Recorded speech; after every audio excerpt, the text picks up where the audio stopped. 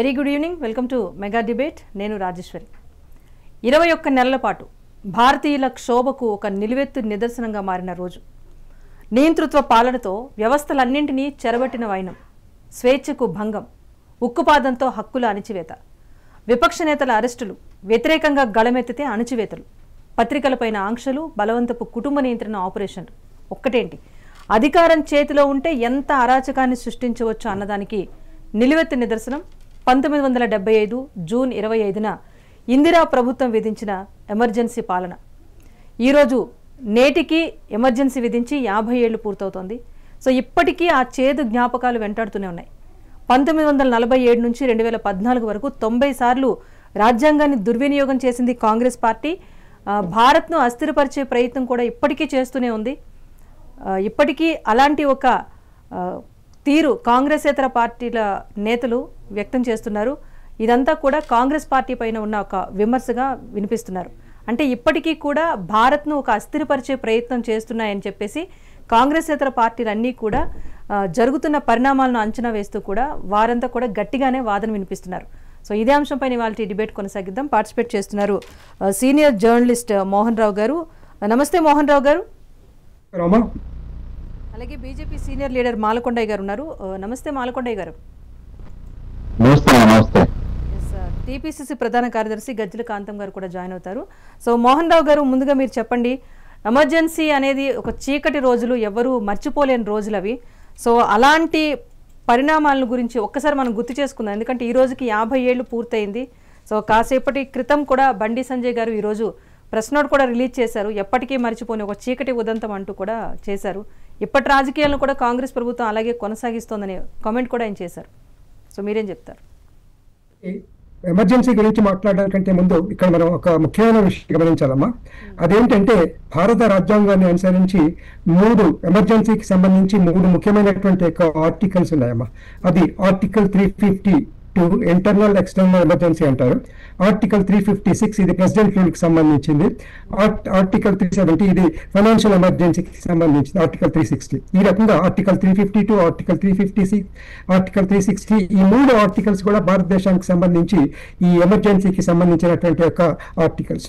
అయితే మీరు చెప్పినట్టుగా 25 జూన్ 1975 అనేది భారతదేశంలో నిజంగా కూడా చాలా దురదృష్టకరమైనటువంటి రోజుగా మనం అభివర్ణించవచ్చు.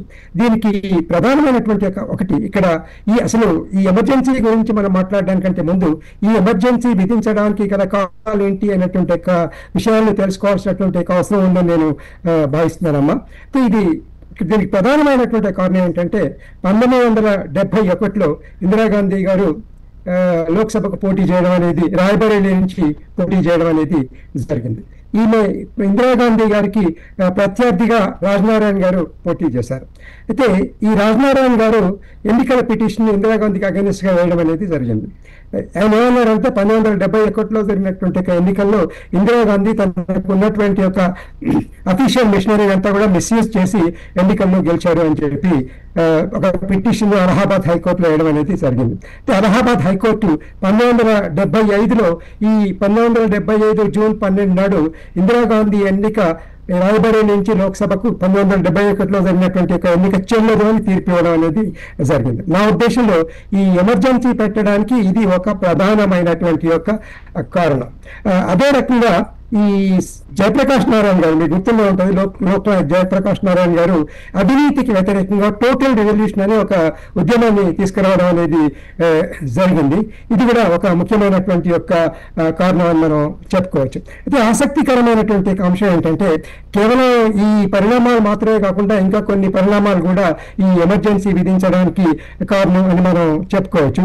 అందులో ప్రధానమైనటువంటి ఏంటంటే 1975లో ఈ సమస్తీపూర్ బీహార్లో అప్పుడు రైల్వే మంత్రిగా ఉన్నటువంటి ఎల్ఎన్ మిశ్రా గారి పైన బాంబు దాడి జరిగింది. ఆ అటాక్ లో ఆయన చనిపోవడం అనేది జరిగింది. అది తర్వాత ఇంకోటి ఏంటంటే ఇందిరాగాంధీని ఎప్పుడైతే లోక్సభ ఎన్నికల్లో ఆవిడ ఎన్నిక చెల్లదు అని జస్టిస్ సిన్హా గారు తీర్పిచ్చారో ఆ తర్వాత 1975 25న సుప్రీంకోర్టు ఆమెకు కండిషనల్ స్టే ఇచ్చింది. ఆవిడ ఆవిడ జస్టిస్ సిన్హా గారు ఇచ్చినటువంటి యొక్క జడ్జ్మెంట్ ఏదైతే ఉందో దానిపైన స్టే ఇచ్చింది. అయితే ఆ కండిషనల్ స్టే ఏంటి అంటే ఆవిడ సభ్యురాలుగా కొనసాగొచ్చు, కానీ ఓట్ చేసేటువంటి యొక్క హక్కు ఉండదు అని. ఈ కారణాలన్నీ దృష్టిలో పెట్టుకొని 1975 అర్ధరాత్రి 25వ తారీఖు నాడు ఈ ఎమర్జెన్సీ అనేది, అంతరంగిక ఎమర్జెన్సీ అనేది ప్రకటించడం అనేది జరిగింది. కేవలం భారతదేశంలో శాంతి భద్రతకు విఘాతం కలుగుతుంది అనేటువంటి ఉద్దేశంతో మాత్రమే దీన్ని భారతీయులందరూ చూసిందే. కాకపోతే ఒకటి, అధికారం కోల్పోతాం అనే అంశం తెర మీదకి వచ్చేసరికి అధికారాన్ని దుర్వినియోగం చేసుకొని ఇంతలా వ్యవస్థల్ని భ్రష్టు పట్టించే ప్రయత్నం చేయొచ్చా అన్నదానికి ఒక ఎగ్జాంపుల్గా నిలిచింది అంటలో ఏదైనా సందేహం ఉంటుందంటారా? అబ్సల్యూట్లీ నో సందేహం అండి. ఎందుకంటున్నారంటే మీకు కావాలంటే కొన్ని ఉదాహరణలు కూడా నేను చెప్తాను. అయితే మనకి తెలుసు ఈ ఆర్టికల్ 352 ప్రకారం ఎమర్జెన్సీ కనుక విధించినట్లయితే ఏమవుతుందంటే ఆటోమేటిక్గా మనకు ఉన్నటువంటి యొక్క ఫండమెంటల్స్ అన్ని కూడా భారత రాష్ట్రపతి రద్దు చేయొచ్చండి. అది నెంబర్ 1 పాయింట్. సెకండ్ పాయింట్ ఏంటంటే, అంటే నాకు బాగా గుర్తుంది, అప్పట్లో pursuing my MA public administration, జనరల్గా మనది పార్లమెంటరీ డెమోక్రసీ. పార్లమెంటరీ డెమోక్రసీలో ప్రధానమంత్రి మొదటి మంత్రి కావచ్చు, కానీ ఈజ్ నాట్ సుప్రీం. అయితే జనరల్గా ఏంటంటే అప్పట్లో వచ్చినటువంటి యొక్క విమర్శ ఏంటంటే ఇందిరాగాంధీకి వ్యతిరేకంగా అప్పట్లో భారత రాష్ట్రపతిగా ఫక్రుద్దీన్ అలీ అహ్మద్ గారు ఉన్నారు. మన భారత రాజ్యాంగాన్ని అనుసరించి ఈ ఎమర్జెన్సీ డిక్లరేషన్ ఏదైతే ఉందో ఆర్టికల్ 352 అనుసరించి ప్రెసిడెంట్ ఆఫ్ ఇండియా ప్రొక్లెయిమ్ చేయాలమ్మా. అయితే ఈవిడ క్యాబినెట్ను సంప్రదించకుండానే వెళ్ళి ఆయన సంతకం తీసుకోవడం అనేది జరిగింది అనేటువంటి ఒక విమర్శ కూడా ఉంది. ఇదే సందర్భంగా మీకు ఇంకో విషయం నేను గుర్తు చేయాలి. అదేంటంటే సిద్ధార్థ శంకర్ రాయ్ అని అప్పట్లో వెస్ట్ బెంగాల్ చీఫ్ మినిస్టర్గా ఉన్నారు. కేవలం ఆయనను మాత్రమే సంప్రదించి ఈ ఎమర్జెన్సీని ప్రకటించడం అనేది జరిగింది అని ఒకటి. తర్వాత అన్నిటికంటే ఆసక్తికరమైనటువంటి ఒక అంశం మనం శ్రోతల దృష్టికి తీసుకురావాలి. అదేంటంటే అప్పుడు ఈ ఎమర్జెన్సీ ఎప్పుడైతే డిక్లేర్ చేశారో అప్పుడు కాసు బ్రహ్మానంద రెడ్డి గారు హోమ్ మినిస్టర్గా ఉన్నారమ్మా. నార్మల్గా ఈ ఎమర్జెన్సీకి సంబంధించినటువంటి అంశాలన్నీ కూడా ఎవరు పర్సూ చేయాలి? Ministry of home affairs pursue చేయాలి. అయితే అప్పట్లో అసలు కాసు బ్రహ్మానంద రెడ్డి గారికి అసలు ఎమర్జెన్సీ విధిస్తున్నట్టుగా కూడా తెలియదంట. పూర్తిగా ప్రెసిడెంట్ ఆఫ్ ఇండియా సంతకం అయిపోయిన తర్వాత ఆయన దృష్టికి వచ్చింది. ఇవన్నీ కూడా ఒక రకంగా చెప్పాలంటే పూర్తిగా రాజ్యాంగ ఉల్లంఘనలు అని మనం చెప్పుకోవచ్చు. ఇంకొక ఆసక్తికరమైనటువంటి అంశం ఏంటంటే అప్పుడు ఎమర్జెన్సీలో అరెస్టుల కోసం వారెంట్లు ఇష్యూ చేశారు. ఈ పేర్లు లేకుండా బ్లాంక్ వారెంట్లు ఇష్యూ చేయడం అనేది జరిగింది. ఇది కూడా మనకు తెలుసు. ఇది కూడా డెఫినెట్గా రాజ్యాంగానికి వ్యతిరేకం అని మనం చెప్పుకోవచ్చు. అయితే ఈ 25th జూన్ నాడు ఎమర్జెన్సీ ఇంపోజ్ చేసిన తర్వాత ఇంట్రెస్టింగ్ థింగ్ ఏంటంటే నాకు బాగా గుర్తుంది, సుమారు అదే రోజు 3 గంటలకి జయప్రకాష్ నారాయణ గారిని, తర్వాత మొరార్జీ దేశాయ్ గారిని అరెస్ట్ చేశారు. తర్వాత నెక్స్ట్ మార్నింగ్ బెంగళూరులో ఉన్నటువంటి అటల్ బిహారీ వాజ్పేయిని, అట్లాంటి వాళ్ళందరినీ కూడా అరెస్ట్ చేయడం అనేది జరిగింది. ఆ తర్వాత మన ఆంధ్రప్రదేశ్కి చెందినటువంటి యొక్క గౌతు లచ్చన్న, జూపూడి యజ్ఞనారాయణ, ఇట్లాంటి వాళ్ళందరినీ కూడా అరెస్ట్ చేయడం అనేది జరిగింది. మీరు రాజ్యాంగ వ్యతిరేకమైనటువంటి యొక్క చర్యలు అని చెప్తున్నారు కాబట్టి అట్లాంటి కొన్ని చర్యలు మనం చర్చించుకుందామా? తప్పకుండా సార్, సార్తో కూడా మాట్లాడాక మళ్ళీ మీతో మాట్లాడతాను. మాల్కొండయ్య గారు, మీరు చెప్పండి. అంటే Bandi Sanjay press note release చేశారు. అదే కాదు, బీజేపీ పార్టీ నుంచి కూడా ఒకటే, రాజ్యాంగ విరుద్ధంగా నిర్ణయాలు తీసుకుంటారు, ప్రజల ప్రాణాలు తీసైనా ప్రజాస్వామ్యాన్ని కూని చేసేందుకు కాంగ్రెస్ పార్టీ వెనుకాడదని చెప్పేసి ఆయన ఒక కామెంట్ చేశారు. మీరేమంటారు? ఇప్పుడు కూడా అలాంటి సిచ్యువేషన్లోనే ఉందా కాంగ్రెస్ పార్టీ? నమస్తే మేడం రాజేశ్వరి గారు. నమస్తే.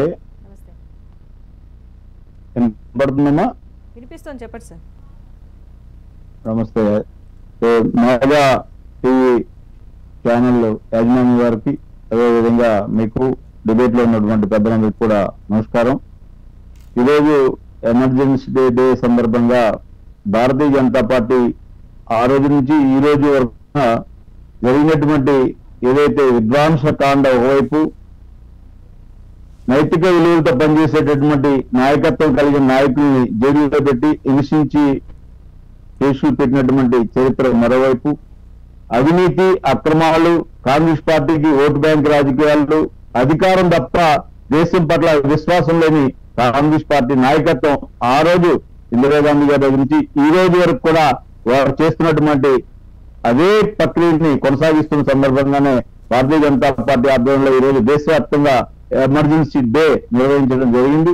అనేక మంది పెద్దలు అరెస్ట్ అయినటువంటి వారు ఇప్పుడు ఉన్నటువంటి వారిని గౌరవించుకుంటూ, అదేవిధంగా ఇంకా మీరు చెప్పినట్టు బండి సంజయ్ గారు మాట్లాడినా, మా రాష్ట్ర మాజీ అధ్యక్షుడు ఆంధ్రప్రదేశ్ సోమ వీర్రాజు గారు మాట్లాడినా, జాతీయ నాయకులు ఎవరు మాట్లాడినప్పటికీ కూడా ప్రజాస్వామ్యానికి చీకటి రోజులనే విషయాన్ని గుర్తు చేస్తూనే మాట్లాడటం జరుగుతుంది.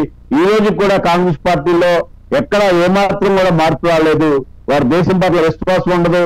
అధికారం రావాలి, కుర్చీ దక్కాలి, వారి యొక్క పరిపాలన చేయాలి, అన్యాయాలు అక్రమాలు కొనసాగించాలి, ఏవైతే దోపిడీలు అనేటటువంటి ప్రధానమైనటువంటి దోచుకోవాలి, దాచుకోవాలి అనేటటువంటి ప్రక్రియ తప్ప ఈ రోజు కూడా ప్రజల పట్ల విశ్వాసం లేనటువంటి కాంగ్రెస్ పార్టీ ప్రభుత్వాల గురించి మనం ప్రత్యేకంగా ఎందుకన్నా ఎక్కువ చెప్పుకోవాల్సిన అవసరం లేదు మేడం గారు. అంటే ఫర్ ఎగ్జాంపుల్ ఇప్పుడు ఎన్నికల ప్రచారంలో భాగంగా రాహుల్ గాంధీ కూడా బీజేపీ రాజ్యాంగాన్ని భ్రష్టు పట్టించే ప్రయత్నం చేస్తోంది, రిజర్వేషన్లన్నీ కూడా తీసేస్తోంది, ఎస్సీ ఎస్టీలకు అన్యాయం చేస్తుందని చెప్పేసి ఆయన ఎన్నికల ప్రచారంలో భాగంగా చెప్పారు. అప్పట్లో ఇందిరాగాంధీ కూడా ఎన్నికల్లో అక్రమాలకు పాల్పడ్డారని చెప్పేసి దీనంతరికి కూడా నాందిగా మనం చెప్పుకుంటాం. సో ఏంటి సిమిలారిటీస్ ఏమైనా ఉన్నాయా, నానమ్మను ఫాలో అవుతున్నారా మనవడు అని కూడా బీజేపీ నుంచి ఒక విమర్శ అయితే వచ్చింది కదా. రాజశ్రీ గారు, మీరు ఒకటి గమనించాలి. కాంగ్రెస్ పార్టీ సిద్ధాంతం, కాంగ్రెస్ పార్టీ మూల విధానాలు, కాంగ్రెస్ పార్టీ నాయకుల యొక్క చరిత్ర, కాంగ్రెస్ పార్టీ ఈ రోజు రాహుల్ గాంధీ గారు కానివ్వండి, లేకపోతే వీళ్ళ తండ్రి గారు రాజీవ్ గాంధీ గారు కానివ్వండి, లేకపోతే ఇందిరాగాంధీ గారు కానివ్వండి, లేకపోతే అంతకుముందు ఉన్నటువంటి గాంధీ గారు, నెహ్రూ గారి యొక్క పరిపాలన మనం గమనించినట్లయితే మరి మహానుభావులు వాళ్ళని కామెంట్ చేసేటటువంటి వేసి నాకు లేకపోయినా చరిత్రని ఆధారంగా కొన్ని విషయాలు మాట్లాడడం తప్పదు. ఆ రోజు ఏదైతే ఇందాక పెద్దలు చెప్పారు, 71లో ఇందిరాగాంధీ గారు ఎన్నికల్లో విజయం వచ్చినటువంటి విషయం మీద ప్రజాస్వామ్యబద్ధంగా అప్పుడున్నటువంటి ఏదైతే ప్రజాస్వామ్యాన్ని కాపాడడం కోసం నైతిక విలువలతోటి ఎన్నికల్లో నెగ్గలేదని చెప్పి అప్పుడున్నటువంటి చాలా మంది మేధావులందరూ కూడా కొంత ఆలోచన చేసి కోర్టుకు వెళ్ళిన తర్వాత వచ్చినటువంటి ఏదైతే తీర్పు ఉందో ఆ తీర్పు ఆధారంగా ఇలాంటి తీర్పులు వస్తే, ఇలాంటి కోర్టుకు వెళ్ళినటువంటి ఆలోచన కలిగిన మేధావులకు రాజకీయం చేస్తే మన రాజకీయం చెల్లదని చెప్పి అలాంటి వాళ్ళందరినీ కూడా జయప్రకాష్ నారాయణ గారు కానివ్వండి, లేకపోతే అటల్ బిహారీ వాజ్పేయి గారు కానివ్వండి, లేకపోతే ఆంధ్రప్రదేశ్ సంబంధించినటువంటి ఏదైతే మన పెద్దలు జూపూడి యజ్ఞనారాయణ గారు కానివ్వండి, లేదా మా కాకినాడ పరిధిలో ఉండేటటువంటి అప్పట్లో ఉన్నటువంటి డాక్టర్ పిఎన్ రాజు గారు కానివ్వండి, వారి తర్వాత ఇంకా చాలా మంది జూనియర్లు కూడా 1,50,000 మంది దాదాపుగా అది అఫీషియల్ గా, అన్అఫీషియల్ గా రికార్డుకి దూరంగా ఉండేటటువంటి 5 లక్షలు 6 లక్షలు కూడా ఉంటుందని అనేక సందర్భాల పుస్తకాలు నేను చదివాను.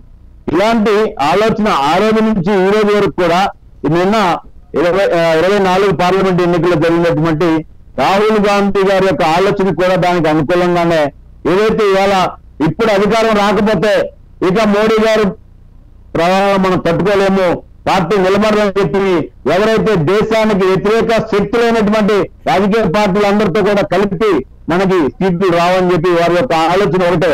రాజ్యాంగపరమైనటువంటి చట్టాలను మార్చేస్తారు, డాక్టర్ బిఆర్ అంబేద్కర్ గారు ఇచ్చినటువంటి రాజ్యాంగాన్ని మార్చేస్తారు, ప్రజలకు అన్యాయం జరుగుతుంది, ముఖ్యంగా ఎస్సీ ఎస్టీ మైనార్టీలకి అన్యాయం జరుగుతుందని చెప్పి ప్రజల్లో చెప్పినటువంటి రాహుల్ గాంధీ గారు ఇవాళ విషయాలన్నీ మనం తెలుసుకుంటున్నాం. కానీ ఇది గమనించవలసిన అవసరం ఉంది కాంగ్రెస్ పార్టీ నాయకత్వం. ఆ రోజుల్లోనే డాక్టర్ బిఆర్ అంబేద్కర్ గారు ఏం చెప్పారంటే, చట్టాలు ఎంత గొప్ప అయినా ఎంత బలంగా ఉన్నప్పటికీ కూడా పరిపాలన చేసేటటువంటి వ్యక్తులకి ప్రజాస్వామ్యం పట్ల విలువలు లేకుండా, ప్రజాస్వామ్య పద్ధతిని పాటించకుండా, ప్రజలను గౌరవించకుండా పరిపాలన చేసేటువంటి వ్యక్తులు ఉన్నప్పుడు ప్రజల కోరికలు తీరవు, అభివృద్ధి జరగదు అని చాలా స్పష్టంగా చెప్పారు అంబేద్కర్ గారు. అయినప్పటికీ కూడా వారికి కావాల్సింది ఏంటంటే ఓటు బ్యాంకు రాజకీయాలు, సమాజాన్ని విడదీస్తుండడం, ఎన్నికల విషయాలు వచ్చేసరికి ఎన్నికల యొక్క ప్రక్రియని తప్పుదారి పట్టించడం, రాజ్యాంగాన్ని గౌరవించకపోవడం, ఆ రోజు నుంచి ఈ రోజు వరకు కూడా చాలా స్పష్టంగా మనకి అంశాల వారిగా మనం చూసినట్లయితే అన్ని కూడా మన కళ్ళకి కనబడుతున్నాయి. నరేంద్ర మోడీ గారు ఈ 11 సంవత్సరాల్లో వికసిత్ భారత్ అనే పేరుతోటి అనేక సవరణలు తీసుకొచ్చిన, ఏ విధమైనటువంటి మార్పులు తీసుకొచ్చిన, ప్రజలందరూ కూడా నరేంద్ర మోడీ గారికి జేజేలు చెప్తున్నా, విదేశాల్లో నరేంద్ర మోడీ గారికి ప్రపంచ నాయకుడు అని చెప్పి జేజేలు చెప్తున్నా, భారతదేశంలో ఉండేటటువంటి Rajiv Gandhi and co batch ఏవైతే వారి చుట్టూ ఉండేటటువంటి తోక పార్టీలు కానివ్వండి, వారు మాట్లాడేటటువంటి విధానాలు కానివ్వండి. అందాక ఎందుకంటే మీరు ఒక విషయం గమనించండి, తెలంగాణలో ఒక ఎమ్మెల్సీ ఉన్నారు దయాకర్ గారు అని చెప్పి, వారు మొన్నటిదాకా ఏమనేవారండి, పాకిస్తాన్ మీకు వ్యతిరేకం అవచ్చు, నాకు ఎందుకు వ్యతిరేకం, నేను పాకిస్తాన్ స్వాగతం చెప్తాను, నాకు పాకిస్తాన్ అంటే ఇష్టం, అని ఇష్టంగా మాట్లాడినటువంటి కాంగ్రెస్ పార్టీ నాయకులు, ఉదాహరణగా ఒక పేరు చెప్పాను, చాలా పేర్లు ఉన్నాయి. ఆంధ్రప్రదేశ్ లో ఉంది, తెలంగాణలో ఉంది, కర్ణాటకలో ఉంది, ఢిల్లీలో ఉంది. ఇవన్నీ చూసినట్లయితే కాంగ్రెస్ పార్టీకి ప్రజలు బుద్ధి చెప్తున్నప్పటికీ కూడా వారు ఏదో విధంగా దొడ్డివారిని అధికారకు రావాలనే ఆలోచనతోటి చేస్తున్న ప్రయత్నాలు తప్ప ప్రజలను గౌరవిస్తే ఎలక్షన్ చేయడం కానీ, రాజ్యాంగాన్ని గౌరవిస్తే ముందుకెళ్ళడం కానీ, పార్లమెంట్ గౌరవిస్తే పార్లమెంట్ లో మాట్లాడడం కానీ, ఇది ఎక్కడా కూడా ఎతికినా, ఎన్ని పుస్తకాలు ఎతికినా, పార్లమెంట్ లో రికార్డులు ఎతికినా దొరకనటువంటి పరిస్థితి. రాహుల్ గాంధీ గారు మన పార్లమెంట్ లో మీరు అందరూ చూస్తున్నారు. ఒక పక్క శివుడి బొమ్మ, ఒక పక్క అల్లా బొమ్మ, ఒక పక్క యేసుబాబు బొమ్మను పట్టుకుని మాట్లాడినటువంటి ప్రసంగం ప్రజలందరూ చూస్తారు. ఏమన్నారమ్మా? అమ్మవార్లు అంటే హిందూ దేవుళ్ళు ఎవరైతే ఉన్నారో, అమ్మవార్లు అయితే ఉన్నారో, స్వాములు అయితే ఎవరు ఉన్నారో మనం పవిత్రంగా గౌరవిస్తూ వారి యొక్క ఆశీస్సులు తీసుకొని ముందుకు వెళ్తుంటే వారి దగ్గర ఆయుధాలు ఉంటాయట, దేశ ప్రజలను చంపేస్తారట. ఏం మాట్లాడారండి? అక్కడి నుంచి ఇక్కడే చూస్తే మేధావులందరూ కూడా గమనిస్తున్నారు, ప్రజలందరూ గమనిస్తున్నారు. ఇవాళ ఎందుకు ఈ విధంగా పార్టీ ఇది అయిపోతుంది అనేది మనం చూసినట్లయితే వారి యొక్క కాంగ్రెస్ పార్టీ ఆలోచన కేవలం ఓటు బ్యాంక్ రాజకీయాలు, లేకపోతే మత రాజకీయాలు, లేకపోతే విచ్చలవిడిగా తప్పుడు ప్రచారం చేసి ప్రజలకి అబద్ధాలు చెప్పి ఎక్కడైతే భారతదేశానికి భారత అభివృద్ధి జరిగితే వీళ్ళు మర్చిపోతారనే ఉద్దేశంతో వాళ్ళ నాన్నమ్మని మర్చిపోతారు, వాళ్ళ నాన్నగారిని మర్చిపోతారు, ఉన్న మర్చిపోతారని ఇలాంటి ప్రకటన చేస్తూ తప్పుదారి పట్టిస్తున్నటువంటి కాంగ్రెస్ పార్టీ ఎమర్జెన్సీ చీకటి రోజులు ఇవాళ మనం అందరం కూడా గుర్తు చేసుకుంటున్నాం. ఇవాళ చూస్తున్నటువంటి ప్రజలు కూడా ఆ కాంగ్రెస్ పార్టీని క్షమించాలన్న విషయం కూడా నేను చెప్తున్నామా. సో అప్పటి కాంగ్రెస్ నేతల అధికార దాహం ఎలా ఉండిందో ఇప్పటికీ అదే కొనసాగుతోంది. సో అధికారంలో లేకపోతే అలాంటి ఆరోపణలు చేస్తున్నారు, అదే విధమైన వైఖరితో ముందుకు వెళ్తున్నారు అంటూ కూడా ఇటు బీజేపీ నుంచి అయితే కామెంట్ వినిపిస్తోంది. ప్రతిపక్షాలు కూడా ఇలాంటి కామెంటే చేస్తున్నాయి. సో మొత్తానికి ఏది ఏమైనా ఎమర్జెన్సీ అనేది కాంగ్రెస్ చరిత్రలో ఒక చేదు జ్ఞాపకంగా అయితే చెప్పుకోక తప్పదు. గజ్జల కాంతం గారు కూడా జాయిన్ అయ్యారు, కాంగ్రెస్ ప్రధాన కార్యదర్శి. కాంతం గారు నమస్తే అండి. నమస్కారం. చెప్పండి గజ్జల కాంతం గారు, మిగతా ఇద్దరు కూడా మాట్లాడారు. కాంగ్రెస్ చరిత్రలో ఎమర్జెన్సీ అనేది 1975లో ఇందిరాగాంధీ ప్రభుత్వం విధించిన ఎమర్జెన్సీ అనేది ఎప్పటికీ చేదు జ్ఞాపకమే అయితే వాస్తవం. కానీ కాంగ్రెస్ పార్టీ మరిచిపోయినా మిగతా పార్టీలు ఎప్పటికప్పుడు గుర్తు చేస్తూనే ఉంటాయి. సో 50 ఏళ్ళు అరాచకానికి పూర్తయిందంటూ ఈ రోజు కూడా మళ్ళీ బండి సార్ ఒక ప్రెస్ మీట్ ప్రజాస్వామ్యాన్ని కూనీ చేయాలి ఎలా అన్నదానికి కాంగ్రెస్ పార్టీ పాలన చూసి నేర్చుకోవచ్చు అంటూ కూడా ఆయన కామెంట్ చేశారు. ఏం చెప్తారు? అప్పుడు ఆనాడు 50 ఏళ్ల క్రితం ఉన్నటువంటి సిచ్యువేషన్, అక్కడ ఉన్నటువంటి పరిస్థితులను బట్టి ఎమర్జెన్సీ పెట్టలేదంటే పెట్టిండు. అప్పుడు ఉన్నటువంటి సిచ్యువేషన్, అప్పుడు ఉన్నటువంటి పరిస్థితులను బట్టి, అప్పుడు ఉన్నటువంటి కాలానికి అనుగుణంగా అప్పుడు ఎమర్జెన్సీ పెట్టడం వాస్తవమే. ఎమర్జెన్సీ పెట్టడం వాస్తవమే. అప్పుడున్నటువంటి సిచ్యువేషన్, అప్పుడున్న పరిస్థితులకు అనుగుణంగా నిర్ణయం తీసుకున్నది ఇందిరాగాంధీ. రెండవది, ఇంతకుముందు బీజేపీ నాయకుడు మాట్లాడుతున్నారు, చాలా బ్రహ్మాండంగా మాట్లాడుతున్నారు. ఈ దేశానికి స్వతంత్రం తీసుకొచ్చిన పార్టీ కాంగ్రెస్ పార్టీ, అది గుర్తుపెట్టుకోవాలి. గాడ్షే అనేవాడు గాంధీని చంపినవాడు. గాడ్షే అనేవాడు గాంధీజీని చంపినటువంటి వాడు, అది గుర్తుపెట్టుకోవాలి. ఈ దేశానికి స్వతంత్రం కోసం నిరంతరం పోరాటం చేసిన గాంధీజీని చంపిన వాడే ఆర్ఎస్ఎస్ నాయకుడు, ఆర్ఎస్ఎస్ అధినేత గాడ్సే అనేటోడు గాంధీని చంపాడు. ఆ గాంధీని చంపిన వారసులే ఈ బీజేపీ వాళ్ళు. అది గుర్తుపెట్టుకుని మాట్లాడాలి. ఎందుకంటే వాళ్ళని పెద్ద నీతిపరులను మేము మంచి బ్రహ్మాండమైన పరిపాలన సాధిస్తున్నాము. ఒకవేళ అధికార దాహం అయితే ఆనాడు దేశం కోసం ప్రాణం కాదు.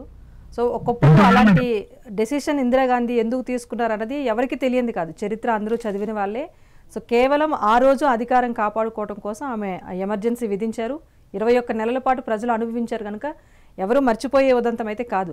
కానీ 50 ఏళ్ళు గడిచినా ఇది ఎప్పటికీ కాంగ్రెస్ పార్టీకి ఒక మచ్చగానే మిగిలిపోతుంది.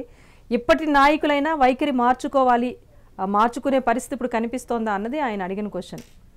దానికి చెప్పండి.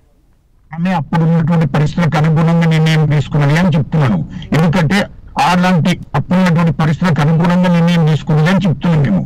అప్పుడు ఇవాళ మోడీ గారు ముఖ్యమంత్రిగా గుజరాత్ లో ఉన్నప్పుడు 2002, 2003, 2004 ఆ గుజరాత్ లో ఉన్నప్పుడు ముఖ్యమంత్రిగా ఉన్నప్పుడు ఇంతమందిని నీచ కొత్త పోసిందమ్మా. ఇంతమంది ట్రైన్లోనూ తగులబెడితే ముస్లింలు హిందువులంతా చచ్చిపోయింది దాంట్లో. అది చీకటి రోజులు. అది కూడా అది గుర్తుపెట్టుకోవాలి. హిందువులను ముస్లింలను బీజేపీని మత రాజకీయాలు చేసి ముస్లింలను కాల్చుతున్న పేరు మీద ముస్లింలు ప్రయాణం చేస్తున్నారు. దాంట్లో హిందువులు వాళ్ళు ప్రయాణం చేస్తున్నారు. అటువంటి ట్రైన్ను వందల మంది వేలాది మందిని చంపేశాడు.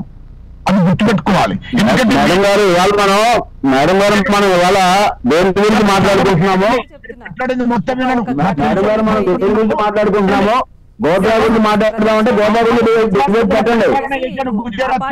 దేని గురించి మాట్లాడుతున్నామంటే దాని గురించి చెప్తాను. లేదంటే నేను కూడా అదే నిజంగా మనది ప్రజాస్వామ్య దేశం. ఏ పార్టీ అధికారంలోకి వచ్చినా ప్రజాస్వామ్యం విషయంలో అధికారాన్ని కాపాడుకునే విషయంలో ప్రజాస్వామ్యాన్ని కూనీ చేస్తున్నారు, రాజ్యాంగ విరుద్ధంగా నిర్ణయాలు తీసుకుంటున్నారు అన్నది ఇరు పార్టీలకు సంబంధించిన ఆరోపణలు అయితే వస్తున్నాయి. కానీ అంశం ఇప్పుడు ఇది కాదు. గజ్జలకాంతం గారు నేను ఒక విషయం నేను అడుగుతాను మేడం గారు.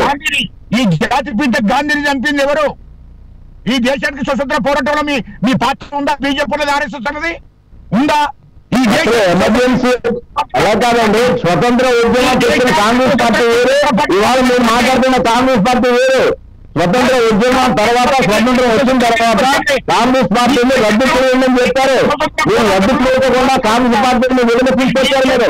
మీరే తప్పకుండా మమ్మల్ని అంటారండి. మీరే తప్పుడు మమ్మల్ని అంటారండి. ఈ పాత్ర ఉందా అంటున్నా ఈ దేశ స్వతంత్ర పోరాటంలో. నేను అదే చెప్తున్నాను. స్వతంత్ర పోరాటం చేసిన స్వతంత్రం తెచ్చిన కాంగ్రెస్ పార్టీ స్వతంత్రం వచ్చిన తర్వాత రద్దు చేయమని చెప్పి కాంగ్రెస్ పార్టీ సమావేశం తీర్మానం చేసింది. మీరు అలా చేయకోకుండా కేవలం మీరు దాన్ని కొనసాగించి ఆ కాంగ్రెస్ పార్టీని ఈ విధంగా తయారు చేసి ఈ విధంగా మీరు ఎమర్జెన్సీని పెట్టి ప్రజాస్వామ్యాన్ని పూర్తి చేసే విధంగా మీరు మాట్లాడితే అర్థం లేకుండా మాట్లాడతారు. మీరు ఇదేనో గాంధీ లేకపోతే నెహ్రూ లేకపోతే ఈ దేశానికి స్వతంత్రం వచ్చేది కాదు. అది గుర్తుపెట్టుకో. గాంధీ గారు నెహ్రూ గారితో పాటు స్వతంత్రం కోసం పనిచేసినటువంటి మహానుభావులు ప్రాణాలు అర్పించిన వాళ్ళు చాలా మంది ఉన్నారు. వారి చరిత్రని దాచి పెట్టారు. మీరు వారి చరిత్రను బయట రాకుండా చేశారు. కాంగ్రెస్ పార్టీ అంటే చిన్న పార్టీ కాదు. మీ ఆర్ఎస్ఎస్ అందరూ ఉన్నారండి. ఎవరు లేరనుకుంటున్నారు మీరు? ఎవరు లేరనుకుంటున్నారు? కావాలని మీ వాళ్ళు అప్పుడు ఆర్ఎస్ఎస్ వాళ్ళు ఎవ్వరు లేరు. అది గుర్తుపెట్టుకోండి. ఆర్ఎస్ఎస్ మూల విధానం మీకు తెలుసా అండి? ఆర్ఎస్ఎస్ మూల విధానం మీకు తెలుసా? ఇప్పుడు ఏమంటున్నారు? గాడ్సే గారి గురించి చెప్పారు. గాడ్సే గారు చరిత్ర ఏంటి? ఈ దేశ జాతీయత గాంధీని చంపిన Godse. Emergency subject emergency. Kantham గారు ప్లీజ్, టాపిక్ డైవర్ట్ అవుతుంది. మాలకొండ గారు ఒకటి చెప్పండి. పోనీ కాంగ్రెస్ పార్టీ నిజంగా ఇది 21 నెలల పాటు చీకటి రోజులే, ఇదైతే ఒప్పుకోవాల్సిన నిజమే. కానీ ఎప్పుడైతే 1977లో ఈ అత్యవసర పరిస్థితి ముగిసిన తర్వాత మళ్ళీ వచ్చిన ఎన్నికల్లో కాంగ్రెస్ ప్రభుత్వానికి ప్రజలు పట్టం కట్టారు. ఇది కూడా వాస్తవమే. వచ్చిన జనతా ప్రభుత్వం ఎందుకు మరి ఆ అవకాశాన్ని నిలబెట్టుకోలేకపోయింది అప్పట్లో? ఇక్కడ మాలకొండ గారు రాజేశ్వరి గారు మా మిత్రులు అంటే గజ్జల కాంతం గారు కొద్దిగా ఓపికగా వినాలి విషయాలు. సబ్జెక్ట్ మారిస్తే నేను సబ్జెక్ట్ మారుస్తాను, ఇబ్బంది లేదు. నేను దేనికైనా రెడీ. నేను చెప్పేటటువంటి విషయాలు భారతీయ జనతా పార్టీ మాత్రమే ప్రజాస్వామ్యాన్ని కూనీ చేస్తోందనే యాంగిల్లో మీరు ఆరోపణలు చేస్తున్నారు కనుక నిజంగా అప్పటి ప్రజలు 21 నెలల పాటు ప్రతిదీ అనుభవించారు. వాళ్ళంతా ఆర్థికంగా ఎంత చితికిపోయారో కూడా అనుభవపూర్వకంగా చూశారు. కానీ అదే ప్రజలు జనతా ప్రభుత్వానికి అవకాశం ఇచ్చినప్పుడు ఆ ప్రభుత్వం ఎందుకు ప్రజల నమ్మకాన్ని పొందలేకపోయింది? మళ్ళీ 1980లో ఇందిరాగాంధీకి మళ్ళీ పట్టం అప్పగించిన పరిస్థితి కూడా ఉంది కదా. అవునండి.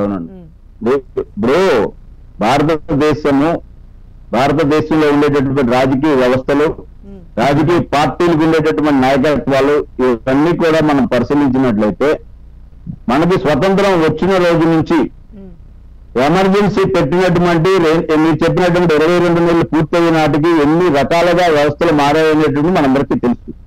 భారతీయ జనతా పార్టీకి ముందు జనతా పార్టీకి ముందు జనసంఘ్ వ్యవస్థ ప్రారంభం నాటికి భారతదేశంలో రాజకీయ పరిస్థితి ఏంటి, రాజకీయాలలో ఎవరు శాసించారు, ఏ విధంగా శాసించుకుంటూ వచ్చారు. అప్పుడు ఉండేటటువంటి మొదటి గవర్నమెంట్ లో, నెహ్రూ గారు మొదటి గవర్నమెంట్ లో ఇద్దరు స్వతంత్రమైనటువంటి వ్యక్తులు, ఒకరు డాక్టర్ బిఆర్ అంబేద్కర్ గారు, మరొకరు డాక్టర్ శ్యామ్ ప్రసాద్ ముఖర్జీ గారు.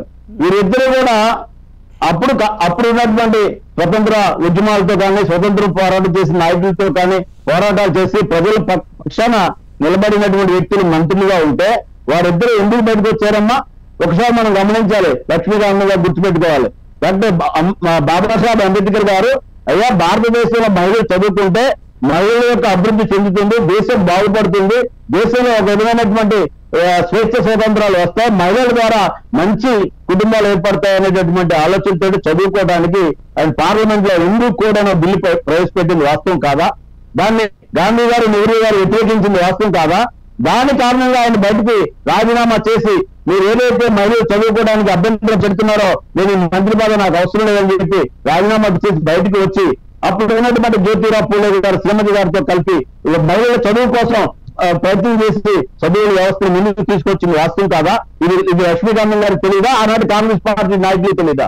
మరొక వ్యక్తి శ్యామ్ ప్రసాద్ ముఖర్జీ గారు, భారతదేశం కోసం బలిదానమైనటువంటి వ్యక్తి, ఆయన కూడా ఒక మంత్రిగా ఉన్నారు. ఆ మంత్రిగా ఉన్నప్పుడు వారు భారతదేశంలో ఒకటే చట్టం, ఒకటే దేశం ఉండాలి, ఇద్దరు ప్రధానులు ఉండకూడదు, రెండు చట్టాలు ఉండకూడదు అని చెప్పి పార్లమెంట్ లో ప్రవేశపెడితే దాన్ని వ్యతిరేకించిన కారణంగా రెండు ప్రధానులు వ్యతిరేకించింది. హలో వినండి ఒకసారి, మీరు మాట్లాడి విన్నాం కదా, వినండి ఒకసారి. రాజేశ్వరి గారు, హలో రాజేశ్వరి గారు, మేడం గారు, మోహన్ రావు గారు చెప్పండి. టోటలీ డిఏటింగ్. నేను అడిగిన క్వశ్చన్ కి సరైనటువంటి ఒక సమాధానం రాలేదని అనుకుంటున్నాను. దానికి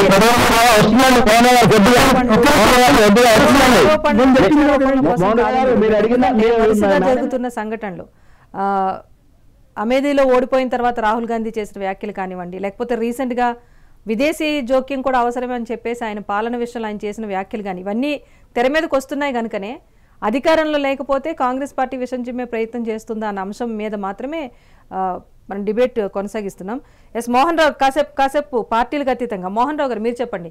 ఏ పార్టీ అధికారంలో ఉన్నా కూడా ఒకటి రాజ్యాంగబద్ధంగా పాలన సాగించాలని చెప్పేసి 2.5 సంవత్సరాల పాటు ఒక రాజ్యాంగాన్ని రచించుకొని ఒక పాలన కొనసాగిస్తున్నప్పుడు ఏ పార్టీ అయినా సరే అధికారాన్ని కాపాడుకోవడం కోసం ఇలా ప్రజల హక్కుల్ని హరించి వేయటమో లేకపోతే ప్రజాపాలన వ్యవస్థనే దుర్వినియోగం చేయటం అనేది ఎంతవరకు సబబంటారు? అది బీజేపీనా, కాంగ్రెస్ లేకపోతే ఇంకే పార్టీనని కాదు. చేస్తాను మేడం గారు, మోహన్ గారు ప్లీజ్ 2 నిమిషాలు క్లోజ్ చేస్తాను. ఇప్పుడు నేను చెప్పినటువంటి విషయాలు మీరు మోహన్ గారు అడిగినట్టుగా నేను వస్తున్నాను. కాసేపు మోహన్ రావు గారు మాట్లాడారు. లేదండి, డైవర్ట్ అవ్వలేదు. అంటే భారతీయ జనతా పార్టీ దాని యొక్క బ్యాక్గ్రౌండ్ ఏంటి, ఏ విధంగా త్యాగం చేసుకుంటూ వచ్చిందని చెప్పి చెప్పడం కోసం భారతీయ జనతా పార్టీ యొక్క ప్రభుత్వాల గతంలో ఒక్క ఓటు కోసం భారత ప్రభుత్వాన్ని వదిలేసింది, వాజ్పేయి గారి చరిత్ర. అదేవిధంగా భారతీయ జనతా పార్టీ మారిన తర్వాత అప్పుడు పరిస్థితులు ఏ విధమైన పరిస్థితులు ఉన్నాయని దేశం కోసం లేదు. ఈ దేశం చూసాం కానీ, ఈ దేశ స్వతంత్ర పోరాటంలో కానీ బీజేపీ వాళ్ళు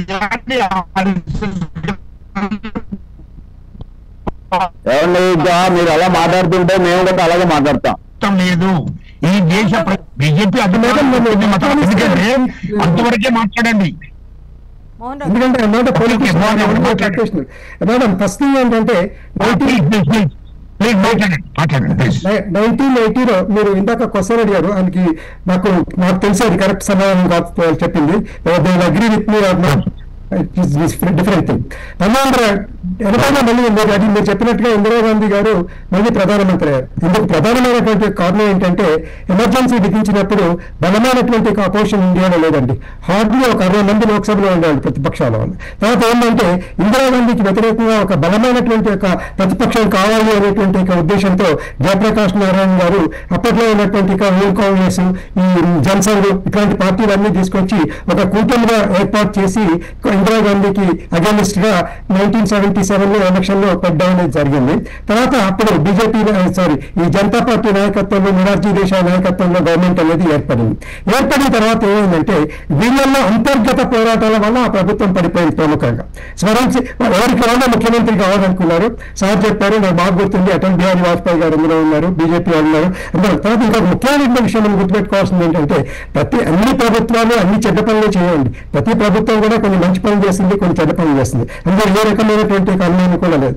ఇందిరాగాంధీ గురించి మనం మాట్లాడినప్పుడు ఇందిరాగాంధీ ఎమర్జెన్సీలో డెఫినెట్ గా ఆవిడ చేసింది తప్పు, అందులో ఏ రకమైనటువంటి అనుమానం కూడా లేదు. కాకపోతే ఏంటంటే ఇందిరాగాంధీ టైంలో కొన్ని మంచి పనులు కూడా జరిగాయి, అది కూడా మనం గుర్తుపెట్టుకోవాలి. అందులో ముఖ్యంగా మనం గుర్తుపెట్టుకోవాల్సింది ఏంటంటే రాజభవనాల రద్దు అనేది, అది చాలా గొప్ప విషయం. తర్వాత బ్యాంక్స్ నేషనలైజేషన్, అప్పట్లో బ్యాంక్స్ నేషనలైజేషన్ అనివార్యంగా ఉండేది. అది క్లాస్ బ్యాంకింగ్ నుంచి మాస్ బ్యాంకింగ్ వచ్చింది. కాబట్టి కొన్ని మంచి పనులు కూడా చేశారు, అందులో ఏ రకమైనటువంటి అనుమానం లేదు. కాకపోతే ఏంటంటే అప్పట్లో ఎమర్జెన్సీలో ఇంకొక ముఖ్యమైనటువంటి ప్రజాస్వామ్యానికి విఘాతం కలిగించేటువంటి ఒక చర్య తీసుకోబడింది. అదేంటంటే ప్రెస్ సెన్సార్షిప్. మనందరికీ తెలుసు, భారతదేశం అనేది స్వతంత్ర దేశం, ఇట్స్ ఇండిపెండెంట్ కంట్రీ. ఇండిపెండెంట్ కంట్రీలో ప్రెస్ సెన్సార్షిప్ విధించడం అనేది నిజంగా చెప్పాలంటే ప్రెస్ యొక్క నోరు నొక్కడమే కాదు, ప్రజల యొక్క నోరు కూడా నొక్కడం. ఈ ప్రెస్ మీకు గుర్తుందో లేదో, నాకు బాగా గుర్తుంది. అప్పట్లో పేపర్లో ఏదైనా పబ్లిష్ కావాలంటే సెన్సార్ నుంచి సర్టిఫికేషన్ రావాల్సి ఉండేది. అది కొన్ని పేపర్లో బ్లాంక్ పేపర్ వచ్చేది, ఫ్రంట్ పేజ్ మొత్తం బ్లాంక్ వచ్చేది. అయితే ఒకటి ఏంటంటే ఏ పార్టీ అధికారంలో ఉన్నా, ఆనాడైనా ఈనాడైనా, నేను అది బీజేపీ ప్రభుత్వం అయినా కాంగ్రెస్ ప్రభుత్వం అయినా, నేను చెప్పేది ఏంటంటే ఎటువంటి పరిస్థితుల్లోనూ ప్రజలకు ఉన్నటువంటి యొక్క వాక్ స్వాతంత్రాన్ని అణచివేయడం అనేది ఏ ప్రభుత్వం కూడా చేయవద్దు. అది సరైనటువంటి యొక్క విధానం కాదు. దీన్ని అన్ని ప్రభుత్వాలు కూడా గుర్తుపెట్టుకోవాల్సినటువంటి యొక్క అవసరం అనేది ఉంది. తర్వాత ఇంకొకటి ఏంటంటే మోస్ట్ ఎన్ఫోర్స్మెంట్ ఏంటంటే మీరు ఇందాక చెప్పినట్టున్నారు 90 సార్లు రాజ్యాంగాన్ని కాంగ్రెస్ పార్టీ దుర్వినియోగం చేసింది అని. ఒక చిన్న క్లారిఫికేషన్ మేడం, అది మీరు చెప్పింది కరెక్ట్. నేను ఇందాక ఇంట్రొడక్షన్ చెప్పాను, ఆర్టికల్ 352, ఆర్టికల్ 356, ఆర్టికల్ 360. అది 90 సార్లు దుర్వినియోగం చేసింది ఆర్టికల్ 356 అండి. అది రాష్ట్రపతి పాలనకు సంబంధించింది. ఒక రాష్ట్రంలో ఒక రాష్ట్ర ప్రభుత్వం సరిగ్గా పనిచేయనప్పుడు గవర్నర్ గారు రిపోర్ట్ పంపొచ్చు, ఆ బేస్ గా రాష్ట్ర ప్రభుత్వాన్ని రద్దు చేయొచ్చు. అది కాంగ్రెస్ హయాంలో జరిగాయి. తర్వాత కూడా మళ్ళీ ఈ జనతా పార్టీ హయాంలో కూడా జరిగాయి. ఏ రకమైన మీకు గుర్తుండే ఉంటుంది, ఈ కాంగ్రెస్ లో మీరు 90 సార్లు ప్రభుత్వాన్ని రద్దు చేశారని చెప్పారు. అదే రకంగా జనతా పార్టీ అధికారంలోకి వచ్చిన తర్వాత ఆనాడు కాంగ్రెస్ పార్టీ అధికారంలో ఉన్నటువంటి రాష్ట్ర ప్రభుత్వాన్ని కూడా రద్దు చేశారండి. అది కూడా జరిగింది. కాబట్టి ఈ పార్టీ ఆ పార్టీ అని ఏం లేదు. అధికారం కోసం అవసరమైనప్పుడు అన్ని పార్టీలు రాజ్యాంగాన్ని దుర్వినియోగం చేసేయని చెప్పడంలో ఏ రకమైనటువంటి సందేహం లేదు. ఆ dozen belong to any political party. నేను ఉన్నటువంటి ఫ్రాంక్ గా చెప్తున్నాను. ఎస్, అదే అంటున్నా సార్. అంటే ప్రజాస్వామ్య పాలన దుర్వినియోగం చేయడంలో ఏ పార్టీ కూడా అతీతం కాదు. కానీ ఇప్పుడు భారతీయ జనతా పార్టీకి సంబంధించి కీలక నాయకులు కూడా ఆరోపణలు చేస్తుంది. రాహుల్ గాంధీ చేస్తున్న వ్యాఖ్యలు మాత్రమే ఉటంకిస్తున్నారు. పార్లమెంట్లో సస్పెన్షన్ సేమ్ ఇందిరాగాంధీలానే సస్పెండ్ అయ్యారని చెప్పేసి ఆ సిమిలారిటీస్ చూస్తున్నారు. ఒక అహంకారపూరిత వ్యాఖ్యలు చేస్తున్నారని చెప్పేసి, అంటే ఓడిపోయిన ప్రతిసారి గతంలో స్మృతి ఇరానీ పైన కానివ్వండి, లేకపోతే రీసెంట్గా విదేశీ పాశ్చాత్య దేశాల ఇన్వాల్వ్మెంట్ కూడా అవసరమే భారతదేశ పాలనలో, ఇక్కడ ప్రజాస్వామ్యం కూని అయిపోతుందని చెప్పేసి చేసిన వ్యాఖ్యలు కానీ ఇలాంటి మరి ఎలా చూడొచ్చు అంటారు? ఇక్కడ ఇంకొక విషయం నాకు బాగా గుర్తుంది మేడం. అదే టైంలో పాకిస్తాన్లో బుట్టను ఎరిదీయడం అనేది జరిగింది పాకిస్తాన్లో. అయితే అప్పుడు ఒక స్టేట్మెంట్ వచ్చింది, ఇందిరాగాంధీ పైన కూడా ఈ రకమైనటువంటి చర్యలు తీసుకుంటారా, క్రిమినల్ కేసెస్ పెడతారా అంటే అప్పుడు ప్రధానమంత్రిగా ఉన్నటువంటి మొరార్జీ దేశాయ్ గారు ఒక ఇంట్రెస్టింగ్ స్టేట్మెంట్ ఇచ్చారు. అదేంటంటే అంత తప్ప ఏం చేయలేదు అని చెప్పి.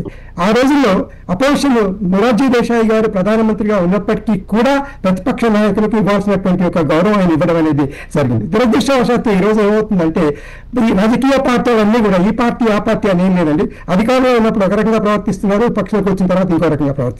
ఇది దురదృష్టకరమైనటువంటి ఒక అంశం. తర్వాత ఇంకోటి ఏంటంటే నీతి అనేది ఒకటి ఉంది రాజకీయాల్లో. దురదృష్టవశాత్తు ఈనాడు టోటల్ గా ఈ నీతి అనేదాన్ని టోటల్ గా అన్ని పార్టీలో వదిలేశాయండి.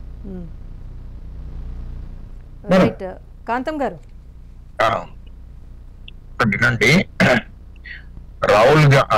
రాహుల్ గాంధీ గారు ప్రతిపక్ష పార్టీ నాయకునిగా ప్రతి తప్పును అక్కడ వ్యతిరేకించాడు, ప్రశ్నించాడు. ఈయనలో రాహుల్ గాంధీ గారు ఈ దేశ ప్రజల కోసం ఒక ప్రతిపక్ష పార్టీ నాయకునిగా ఓడిపోయినంత మాత్రాన బాధపడలేదు. అట్లంటే మీరు ఒక మాట మీకు చెప్తున్నాను, యూపీఏ గవర్నమెంట్ ఉన్నప్పుడు ఆనాడు ఖచ్చితంగా ప్రధానమంత్రి అయ్యేవాడు, కానీ నాకు అవసరం లేదు అని మన్మోహన్ సింగ్ చేశారు ఈ దేశ ప్రధానమంత్రిని. 10 ఏళ్ళు చేశారు. అయినా అధికారం కోసం రాహుల్ గాంధీ గారు ఎప్పుడు తాపత్రయపడలేదు, అధికారం కావాలని కూడా ఆలోచన చేయలేదు. ఈ దేశ ప్రజలు బాగుండాలి, ఈ దేశ ప్రజలకు అన్ని వర్గాలకు న్యాయం జరగాలి, అన్ని వర్గాలకు సామాజిక న్యాయం జరగాలని ఆ లక్ష్యంతోనే ఆలోచనతోనే ముందుకు పోతున్నారు తప్ప వేరే ఆలోచన లేదు.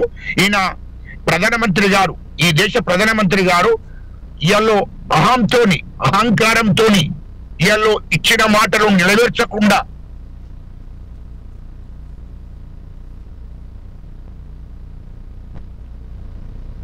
డిస్కనెక్ట్ అయింది. మాలకొండయ్య గారు మీరు చెప్పండి. ప్రతిసారి ఈ జూన్ 25 రాగానే మీకు ఒక అస్త్రం దొరికినట్టుగా ఆరోపణలు అయితే చేస్తున్నారు, కానీ ఇందిరాగాంధీ పాలన కూడా గొప్పదే, ఇందిరమ్మ టైంలో కూడా కొన్ని మంచి నిర్ణయాలు తీసుకున్నారు, ప్రజలు బాగుపడ్డారు, ఆ విషయాన్ని గుర్తించారు కాబట్టి మళ్ళీ అధికారంలోకి ఇచ్చారనేది వాస్తవమే. ఒకటి ఇంకొక అంశం ఏంటంటే, ఇప్పుడు ఆయన మన్మోహన్ సింగ్ గురించి కూడా తీశారు. అధికారం పొందే అవకాశం వచ్చినా కూడా గాంధీ కుటుంబం అయితే పక్కన పెట్టింది, ఇది కూడా వాస్తవమే. మన్మోహన్ సింగ్ తీసుకొచ్చిన ఆర్థిక సంస్కరణలు అనేవి ఇప్పుడు ప్రతి ఒక్కరు కూడా ఆ ఫలాలు మనం ఇప్పుడు అనుభవిస్తున్నాం, ఇది కూడా వాస్తవమే. అయినప్పటికీ ఎందుకు కాంగ్రెస్ పార్టీనే టార్గెట్ చేస్తూ ప్రతిసారి ఈ ఎమర్జెన్సీని ఒక అస్త్రంగా ఎందుకు భారతీయ జనతా పార్టీ వాడుతోంది? మీ పార్టీ కూడా అధికారంలో కోసం, లేకపోతే అధికారం కోల్పోయిన సందర్భాల్లోనో దాడులకు పాల్పడిన సందర్భాలు కూడా ఉన్నాయి కదా. రాజశ్రీ గారు ఒక్క విషయం గమనించాలి మేడం, ఆ ఒక్క విషయం కాంతం గారు కూడా కొన్ని విషయాలు గమనించాలి. ఎందుకంటే మేము ఏదైనా పొరపాటు ఉంటే ఒప్పుకొని తీరుతాం. ఇందాక మోహన్ రావు గారు కూడా మాట్లాడుతూ 2 ప్రభుత్వాలు అంటే ఎవరున్నప్పటికీ కూడా వారి అవసరాల కోసమే చేస్తున్నారని చెప్పేసి అన్నారు. నేను మోహన్ రావు గారిని 2 విషయాలు, వారిని కూడా నాకు క్లారిటీ ఇమ్మని అడుగుతాను. నేను పెద్దవారు మరి అనలిస్టు వారి విషయాలు కాదను, కానీ ఎమర్జెన్సీ పెట్టిన టైంలో ఇందిరాగాంధీ గారు తప్పు చేశారని ఒప్పుకుంటూనే రానున్న రోజుల్లో జరిగినటువంటి ప్రభుత్వాలు వచ్చిన తర్వాత ఏ ప్రభుత్వ అధికారంలోకి వచ్చినా వారు ఇష్టం వచ్చినట్టు చేసుకుంటూ వచ్చారని చెప్పేసి వారు అన్నారు. ఎవరు ఏ టైంలో ఏం చేశారు, దేనికోసం చేశారు? ఆ రోజు ఎమర్జెన్సీ దేనికోసం పెట్టారు? ఇందిరాగాంధీ గారు వారి యొక్క ప్రభుత్వాన్ని కాపాడుకోవడం కోసం, వారి యొక్క ఎంపీ పదవిని కాపాడుకోవడం కోసం పెట్టారా? దేశం కోసం, దేశ ప్రజల యొక్క స్వేచ్ఛ కోసం, అభివృద్ధి కోసం పెట్టారా? లేక తర్వాత మొరార్జీ దేశాయ్ గారు వచ్చిన తర్వాత జనతా పార్టీ ప్రభుత్వంలో కానివ్వండి, ఆ రోజు ఉన్నటువంటి పరిస్థితి, రాజకీయ అనిశ్చిత, భారతదేశంలో ఏం జరుగుతుందో తెలుసు, పెద్దలు మోహన్ గారు కూడా అన్ని విషయాలు తెలుసు. ఈరోజు మోడీ గారు వచ్చినా, అంతకుముందు ముందు వాజ్పేయి గారు వచ్చినా ప్రభుత్వాలు తీసుకున్న నిర్ణయాలు ఏ విధమైనటువంటి స్వేచ్ఛ స్వతంత్రంతో ఎంత పార్లమెంట్ లో డిస్కస్ చేసి తీసుకునేటటువంటి నిర్ణయాలు, అంటే ఒక మాట అనేటప్పుడు కొద్దిగా బ్యాలెన్స్, అంటే వాస్తవంగా ఒక్క ఓటు కోసం ప్రధానమంత్రి పదవిని వదులుకొని ప్రజాస్వామ్యాన్ని కాపాడినటువంటి అటల్ బిహారీ వాజ్పేయి గారి ప్రభుత్వం ఎక్కడ? నేను ఎంపీని కాదు అని చెప్తే నన్ను అవమానపరుస్తారా అని చెప్పి కోర్టును ధిక్కరించి రాష్ట్రపతి గారి యొక్క ఆలోచనతోటి మనకు ఎమర్జెన్సీ పెట్టినటువంటి రాష్ట్రపతి పరిపాలన తీసుకొచ్చినటువంటి మన ఇందిరాగాంధీ గారి యొక్క పాలనకి ఏ విధమైనటువంటి డిఫరెన్స్ ఉందనేది ప్రజలు గమనిస్తున్నారు. దయచేసి మేధావులు, భారతదేశంలో ఉండేటటువంటి మేధావులు కానివ్వండి, ఇప్పుడు కాంగ్రెస్ పార్టీలో ఉన్న వాళ్ళు అందరూ కూడా మేము పొరపాటు చేశారని అనట్లేదు. ఈ మధ్యకాలంలో మోడీ గారు మన శశిధర్ గారిని భారతదేశం తరఫున విదేశాలకు పంపించారు. అదేవిధంగా మమతా బెనర్జీ గారిని పంపించారు. అదేవిధంగా తెలంగాణ నుంచి మన ఎంపీ, హైదరాబాద్ ఎంపీ గారిని పంపించడం జరిగింది. ఎక్కడ కూడా అందరూ తప్పు చేశారని ఎవరు చెప్పరు. మన్మోహన్ గారి పాలన కూడా కొన్ని విషయాలు అద్భుతంగా జరిగాయని మేము కూడా ప్రజల సందర్భంగా చెప్తున్నాం, వింటున్నాం. ఇందిరాగాంధీ గారి టైంలో కూడా కొన్ని నిర్ణయాలు స్ట్రాంగ్ గా తీసుకున్నారు, అదే ఒప్పుకుంటారు. కానీ ఆ స్ట్రాంగ్ గా తీసుకున్న నిర్ణయం పార్టీ కోసమా, ప్రజల కోసమా, దేశం కోసమా అనేది మీరు ఆలోచించవలసిన అవసరం ఉంది. ఇవాళ భారతీయ జనతా పార్టీ ప్రభుత్వం నడుపుతున్నారు అంటే ఎన్ని విధాలుగా ఆలోచించి ఇవాళ జరుగుతున్నటువంటి పరిస్థితి ఉందా? నేను ఒక విషయం చెప్పాను, నేను తెలంగాణ ఎమ్మెల్సీ గారు మాట్లాడిన విషయం, మరి అది కూడా మనం మాట్లాడుకోవాల్సిన విషయాలు ఉన్నాయి. ఇచ్చినా నిలబెట్టిండా? ఈ దేశాన్ని ప్రజలకు హామీలు ఇచ్చిన నిలబెట్టిండా మోడీ గారు? మనం మాట్లాడుకునే సబ్జెక్టులు వెళ్దామా? మీరు చెప్పే సబ్జెక్టులకు వెళ్దామా? నేను చెప్పినటువంటి 10 సంవత్సరాల టైంలో నేను చెప్పినటువంటి హామీలు, మీ 10 సంవత్సరాల టైంలో నేను ఇచ్చినటువంటి విషయాలు గుర్తు చేసుకోండి ఒకసారి. నరేంద్ర మోడీ గారు ఏదైతే చెప్పారో అన్ని చేశారు. అన్ని చేశారు. ఇవాళ వికసిత భారత్ గురించి మీకేదైనా నేను ఒకటే చెప్తున్నాను. నేను కాంగ్రెస్ పార్టీ సంస్కరిస్తున్నాను. మెగా డివిజన్ రిపీట్ చేద్దాం. నరేంద్ర మోడీ ఏమైనా హామీలు ఇచ్చారు, ఏం నెరవేర్చారు, మీరు ఏమైనా హామీలు ఇచ్చారు, ఏం చేయలేరు, దాని గురించి మాట్లాడదాం. ఇవాళ సబ్జెక్ట్ వేరు. మళ్ళీ పెద్దలు మోహన్ రావు గారు ఏమంటారంటే సబ్జెక్ట్ మారిందంటారు. దయచేసి మనం కొంత సబ్జెక్ట్ అనుకూలంగా మాట్లాడదాం. కాబట్టి మీరు ఏం చెప్పినప్పుడు కూడా నరేంద్ర మోడీ గారి పాలన, భారతీయ జనతా పార్టీ పాలన, దేశంలో ఎన్డీఏ పాలన మన పార్లమెంట్ లో ఏ నిర్ణయం తీసుకున్నా ఎన్ని గంటలు చర్చించారు, ఎంత టైం ఇచ్చారు, అన్ని పార్టీ సభ్యులకు టైం ఇచ్చి మాట్లాడించారు, నిర్ణయం తీసుకున్నారు. ప్రతిపక్ష పార్టీ నాయకునిగా ఇందిరాగాంధీ గారిని ఎంత గొప్పగా మెచ్చుకున్నాడో, ఎంత గొప్పగా మాట్లాడాడో ఆ రోజు ఇందిరాగాంధీ గారు కూడా వాజ్పేయి చెప్పింది, అయ్యా వాజ్పేయి గారు మీరు మేధావి, మీరు సమర్థులు, ఈ భారతదేశాన్ని ప్రధానమంత్రి అవుతున్నారు, అంత సమర్థులు ఎదురుందని చెప్పి ఆ రోజు ఇందిరాగాంధీ గారితో చెప్పిన విషయం అది గుర్తుందండి. అది లక్ష్మీకాంత్ గారు లక్ష్మీకాంత్ గారు వాజ్పేయి గారు మీరు ఆ మాటతో పాటు ఇందిరాగాంధీ గారు వాజ్పేయి గారిని పార్లమెంట్ లో మాట్లాడిన తర్వాత అభినందిస్తూ వాజ్పేయి గారు దేశంలో ప్రధానమంత్రి అవుతారు, అంత శక్తివంతమైన నాయకత్వం మీరు ఎదుగుందని చెప్పి వాజ్పేయి గారిని అభినందిస్తూ ముందు నడిపించినటువంటి విషయం కూడా మీకు గుర్తుందండి. ఉంటుందండి, ఎందుకంటే దాన్ని కాదన్నాం. కానీ ఎప్పుడైతే విషయాలు ఏవైతే ఉన్నాయో వాస్తవంగా జరిగి అన్ని అంగీకరించవలసిందే. దేశం యొక్క పరిపాలన ఏ విధంగా ముందుకెళ్తుంది, 2014 చరిత్ర ఏంటి, 2014 తర్వాత చరిత్ర ఏంటి, 2000 ముందు అభివృద్ధి ఏంటి, 2014 తర్వాత అభివృద్ధి ఏంటి, మనం ఇవాళ దేశంలో ఏ స్థాయిలో ఉన్నామో, ఏ స్థాయిలో ఉన్నామో, ఇది నరేంద్ర మోడీ గారు ఈ పాలనలో అత్యున్నత స్థాయిని భారతదేశం తీసుకెళ్తుంది. మీరు ఎప్పుడు ఏదో చెప్తా ఉంటారు. నరేంద్ర మోడీ గారు నిర్ణయాలు కాదు, అది మన్మోహన్ సింగ్ గారి నిర్ణయాలు. మన్మోహన్ సింగ్ గారు నరేంద్ర మోడీ గారు ఒకటే చెప్తున్నారు, డాక్టర్ బిఆర్ అంబేద్కర్ గారు చెప్పినటువంటి విషయాలను నేను విధానేశ్వరం నడిపిస్తున్నాను, సర్దార్ వల్లభాయ్ పటేల్ గారి యొక్క ఆశయ సాధనని అందిపుచ్చుకొని పనిచేస్తున్నాను, గాంధీ గారు కావాలన్నటువంటి రామరాజ్యం కోసం నేను పనిచేస్తున్నాను అని చెప్తున్నారు. మీరు చెప్పగలరా మాట? మీరు చెప్పగలరా మాట? ఈ దేశంలో మహిళలందరినీ కూడా సమర్థవంతులందరినీ కూడా దుర్గామాతనే పిలుస్తాము, పోరాటం చేసే వాళ్ళందరినీ కూడా దుర్గామాతనే పిలుస్తాము. మోసం చేస్తున్నారు కదా ఈ దేశంలో నిరుద్యోగ యువతకు ప్రతి సంవత్సరం 2 కోట్ల ఉద్యోగాలు ఇస్తానన్నాడు. ఇవాళ 12 సంవత్సరాలు అవుతుంది. అదే చెప్తున్నాను నేను. 2014 ముందు నిరుద్యోగ యువత గురించి, 2014 తర్వాత నిరుద్యోగ యువత గురించి మాట్లాడదాం మనం. 2014 ముందు పరిశ్రమల గురించి, 2014 తర్వాత పరిశ్రమల గురించి మాట్లాడదాం. ఉద్యోగాలు ఇస్తారండి. ఇచ్చాడా? అన్ని ఇచ్చారు. మన దగ్గర లెక్కలతో పాటు ఉన్నాయి. మీకు కాల్ ఇస్తాం మేము. అన్ని లెక్కలతో పాటు ఉన్నాయి, అన్ని ఇచ్చారు. స్కిల్ డెవలప్మెంట్ భారతదేశంలో డెవలప్మెంట్ పెంచి మొత్తం దేశంలో ఉన్న ప్రభుత్వ సంస్థలన్నీ, కేంద్ర ప్రభుత్వ సంస్థలన్నిటి కూడా ప్రైవేటీకరణ చేసిండు. ప్రైవేటీకరణ ప్రారంభించింది కాంగ్రెస్ పార్టీ అని బాబు. ప్రైవేటీకరణ ప్రారంభించింది కాంగ్రెస్ పార్టీ. రాజ్యాంగాన్ని సవరించడం ప్రారంభించింది కాంగ్రెస్ పార్టీ. భారతదేశంలో రాజకీయాలను పునరావృతం చేసింది కాంగ్రెస్ పార్టీ. మత రాజకీయాలు చేసింది కాంగ్రెస్ పార్టీ. ఏం మాట్లాడతారండి మీరు? ఏం మాట్లాడతారు మీరు? హిందువులను రెచ్చగొట్టడం, ఓట్లు వేసుకున్నది తప్ప ఈ దేశంలో మీరు ముస్లింలు మైనారిటీ రెచ్చగొట్టడం లేదా? మీరు ఇవాళ కూడా మీరు పాకిస్తాన్ శత్రులుగా ఉన్నారా లేదా?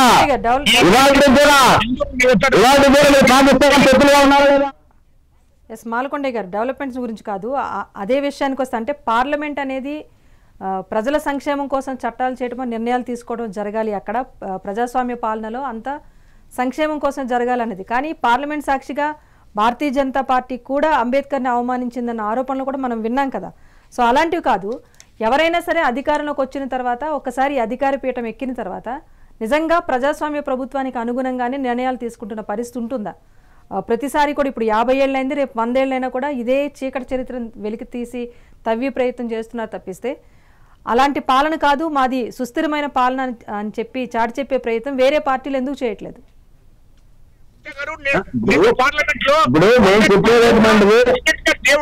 అంబేద్కర్ దేవుడే, ఈ దేశానికి రాజ్యాంగాన్ని ఇచ్చినటువంటి డాక్టర్ బాబాసాహెబ్ అంబేద్కర్ దేవుడా? ఎంత అవమానపరిచిందండి వాడు కర్ణాటకలో. అంబేద్కర్ దేవుడేమో చెప్తున్నామండి, అంబేద్కర్ దేవుడేమో చెప్తున్నాం. 5 ప్రాంతాల్లో దేశంలో టూరిస్ట్ ప్లేస్ ఉంటుంది, 1 రూపాయలు మిగిలించి పార్లమెంట్ లో మీరు చేసిన పాలనలో ఆయన పుట్ట ప్రజాపోయారు, ఆయన పుట్ట ప్రజాపోయారు. మీరు పార్లమెంట్ లో మేము పుట్ట పెట్టాం. మీరు వేల మందిని చంపేశారు మణిపూర్ లో, హర్యానాలో 100 మందిని. దాని కారణం మీరే. మణిపూర్ లో చనిపోయిన ప్రతి వ్యక్తికి కారణం మీరే. మణిపూర్ లో మీరు రెచ్చగొట్టడం, మణిపూర్ లో మీరు ఓటుబ్యాంక్ రాజకీయాలు, మణిపూర్ లో మీరు మత రాజకీయాలు, అక్కడ కుల రాజకీయాలు రెచ్చగొట్టి అక్కడ చనిపోవడానికి కారణం మీరయ్యారు. దాన్ని మేము కాపాడామండి. మా ముఖ్యమంత్రి గారు రాజీనామా చేసి పరిస్థితులు అనుకూలంగా తెచ్చుకోవడానికి కోసం మేము కాపాడామండి. మేము దాన్ని కాపాడామండి. మీరు మణిపూర్ గురించి, వెస్ట్ బెంగాల్ గురించి, దాని వెనకాల పాకిస్తాన్ గురించి మాట్లాడితే బ్రహ్మాండంగా ప్రజలు గమనిస్తున్నారు. ఇవాళ ముస్లింల యొక్క మహిళల కోసం తలాక్ రద్దు చేస్తూ పార్లమెంట్ లో చర్చించి తీసుకొచ్చారు. ఇది ముస్లిం మహిళలకు ఒక విజయం లాంటిది. ఇటీవల కాలంలో మీరు చూశారు, 370 ఆర్టికల్ రద్దు చేశారు. కాశ్మీర్ యొక్క స్వతంత్రాన్ని ప్రకటించారు. అదేవిధంగా రైతుల కోసం చర్చించారు, బడ్జెట్ పెట్టారు. చెప్పనివ్వండి. ఎప్పుడన్నా పార్లమెంట్ లో ప్రస్తావన జరిగిందా? వాళ్ళందరూ భారతీయులే కదా, భారతదేశానికి సంబంధించిన కదా. మణిపూర్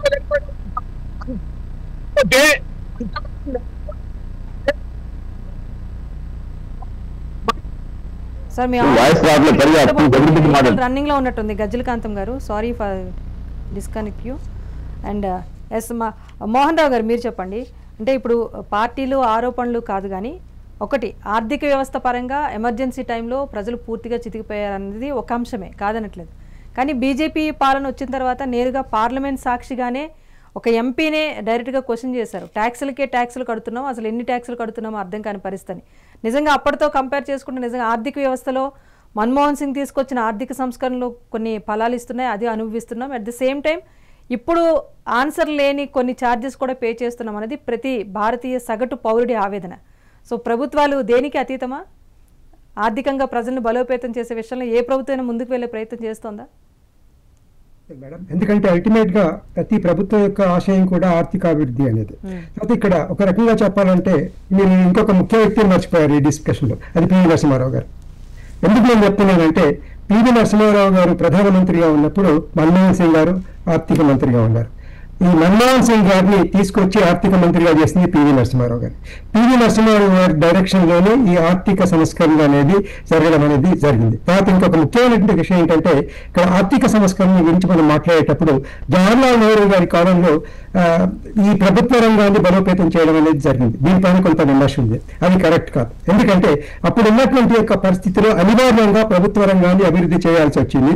అంతేకాకుండా ప్రభుత్వ రంగాన్ని అభివృద్ధి చేయడం వల్ల దేశం కొంత ఆర్థికంగా లాభపడింది. అందులో ఏ రకమైనటువంటి యొక్క అన్యాయం కూడా లేదు. అయితే ఏంటంటే కాలానుగుణంగా మారుతున్న పరిస్థితులకు అనుగుణంగా ప్రైవేటీకరణ చేయాల్సినటువంటి ఒక అవసరం ఏర్పడింది. దానికి అనుగుణంగానే 1991లో పివి నరసింహారావు గారు ప్రధానమంత్రి అయిన తర్వాత మన్మోహన్ గారి సహకారంతో ఈ ప్రైవేటీకరణకు పునాదులు వేయడం అనేది జరిగింది. తర్వాత మీకు గుర్తుండే ఉంటుంది, వాజ్పేయి గారు కూడా ఈ మన్మోహన్ సింగ్ తర్వాత పివి నరసింహారావు గారి బాటలోని ఆర్థిక సంస్కరణల విషయంలో నడవడం అనేది జరిగింది. ఇందులో ఏ రకమైనటువంటి యొక్క అనుమానం కూడా లేదు. తర్వాత ఇంకోటి ఏంటంటే టాక్సేషన్ గురించి మనం మాట్లాడుతున్నప్పుడు ఇప్పుడు ఈ పన్నుల గురించి మనం మాట్లాడుతున్నప్పుడు పన్నుల సంస్కరణలు కొన్ని తీసుకురావడం అనేది జరిగిందండి. అది యాక్చువల్గా ఈ జిఎస్టీ అనేది మీరు తెలిసే ఉంటుంది మీకు అందరికీ కూడా. అనేక రకాలైనటువంటి పన్నులు గతంలో మన పైన విధించేటువంటి వాళ్ళు. అయితే ఇది జిఎస్టీ అనేది ఒకటి తీసుకురావాలి అనేది ఒక రకంగా చెప్పాలంటే మొదట్లో కాంగ్రెస్ ప్రతిపాదన అయింది. తర్వాత ఈ నరేంద్ర మోడీ గారు అధికారంలోకి వచ్చిన తర్వాత జిఎస్టీని అమలు చేశారు. ఇక్కడ ఏంటంటే మీరు పన్నుల గురించి మాట్లాడుతున్నారు కాబట్టి కొన్ని నిత్యావసర వస్తువుల పైన కూడా ఈ జిఎస్టీ అనేది ఎక్కువగా ఉంది. వీటిని తగ్గించాల్సినటువంటి అవసరం ఎంతైనా ఉంది. ఎందుకంటే సాధారణ పౌరుడి పైన ఎక్కువ పన్నులు వేయడం అనేది సరైనటువంటి విధానం కాదు. తర్వాత అన్నిటికంటే చాలా ముఖ్యమైనటువంటి విషయం, గమనించాల్సిన విషయం ఏంటంటే వీళ్ళు ఈ పెట్రోల్ జిఎస్టీ పరిధిలోకి తీసుకురాలేదు. పెట్రోల్ మనందరికీ కూడా తెలుసు, ఇప్పుడు ఉన్నటువంటి యొక్క విధానాన్ని అనుసరించి రోజు కూడా పెట్రోల్ ధరలు మారేటువంటి యొక్క అవకాశం అనేది ఉంది. ఒక్కవేళ నిజంగా కనుక ప్రజల సంక్షేమం కావాలి అనుకున్నట్టయితే నా ఉద్దేశంలో ఈ పెట్రోల్ ను తక్షణమే జిఎస్టీ పరిధిలోకి తీసుకురావాల్సినటువంటి అవసరం ఉంది. ఒక్కసారి కనుక మనం పెట్రోల్ కనుక జిఎస్టీ పరిధిలోకి తీసుకున్నట్టయితే ఈ పెట్రోల్ ధరల పెరుగుదల అనేది మొత్తం ఎకానమీ పైన ఇంపాక్ట్ అనేది ఉంటుందండి. ఇది రవాణా రంగం పైన ఉంటుంది, అన్నిటిపైన ఉంటుంది. కాబట్టి నేను అంటే ఏంటంటే ఈ జిఎస్టీ ఏదైతే ఉందో కొన్ని వస్తువులపైన ఇంకా బాగా తగ్గించాల్సినటువంటి అవసరం ఉంది. అదే రకంగా పెట్రోల్ ను కూడా ఈ జిఎస్టీ పరిధిలోకి తీసుకొచ్చినట్టయితే మరి ముఖ్యంగా సామాన్య మానవుడికి చాలా లాభం కలుగుతుంది. ఈ దిశగా ప్రభుత్వం అడుగులు వేస్తే మంచిదని నేను అనుకుంటున్నాను. Right, thank you Mohan Rao గారు అండ్ గజ్జల కాంతం గారు, మాలకొండ గారు, థ్యాంక్ యూ సో మచ్ అండి డిబేట్లో పార్టిసిపేట్ చేసినందుకు. ఏదేమైనా కాంగ్రెస్ భారత్ను అస్థిరపరిచేందుకు కాంగ్రెస్ కుట్ర పన్నుతోంది అంటూ బీజేపీ ఆరోపిస్తోంది. 2014 తర్వాత భారతదేశం బాగుంది అన్నది బీజేపీ కాన్సెప్ట్ అయితే 2014 నుంచి అగమ్య గోచరంగా ఉంది. అందుకే కొన్నిసార్లు తీవ్రమైన వ్యాఖ్యలు చేయాల్సి వస్తుంది అన్నది కాంగ్రెస్ పార్టీ నుంచి వచ్చిన వాదన. సో పాలకులు దుష్ట శిక్షణ చేయాలి, శిష్ట రక్షణ కూడా జరపాలి. ఆ క్రమంలో కొన్నిసార్లు మితిమీరి నిర్ణయాలు కూడా తీసుకోవాల్సి వస్తుంది. అయితే ఇక్కడ అధికారం కాపాడుకో కోసం ఇటు భారతీయ జనతా పార్టీయా, కాంగ్రెసా, లేకపోతే వేరే పార్టీ అయినా సరే ప్రజాస్వామ్యాన్ని కూనీ చేసే ప్రయత్నమో లేకపోతే భారతదేశాన్ని అస్థిరపరిచే ప్రయత్నమో చేయకూడదు అన్నది మాత్రం ఇక్కడ ఒక ప్రజాస్వామ్య దేశంలో ప్రతి పౌరుడు, సగటు పౌరుడు కోరుకున్నది. సో ఇప్పుడు ఇందిరాగాంధీ పాలన సమయంలో తీసుకొచ్చిన గొప్ప గొప్ప నిర్ణయాల కంటే కూడా ఎమర్జెన్సీ చీకటి రోజులే ఎప్పటికీ గుర్తుంటాయి. సో ఈ చరిత్రను చెరిపేసుకునే ప్రయత్నం చేయాలంటే కాంగ్రెస్ పాలనలోకి వచ్చి కొన్ని ప్రజోపయోగమైన నిర్ణయాలు తీసుకొని ఆ ముద్రను చెరిపివేసే ప్రయత్నమైనా చేయాలి. కానీ ఇప్పట్లో అలాంటి బలమైన ప్రతిపక్షంగా నిలబడగలుగుతుందా లేదా అన్న ప్రశ్న కూడా ఉదయిస్తోంది. ఏదేమైనా ఎమర్జెన్సీ చీకటి రోజులు ఈ నేటితో 50 ఏళ్లు పూర్తయిన సందర్భంగా మళ్ళీ భారత్తో అలాంటి రోజులు రావద్దని మాత్రమే సగటు పౌరుడిగా అందరం ఆశిద్దాం. ఇది వాళ్ళ mega debate. Keep watching mega 9.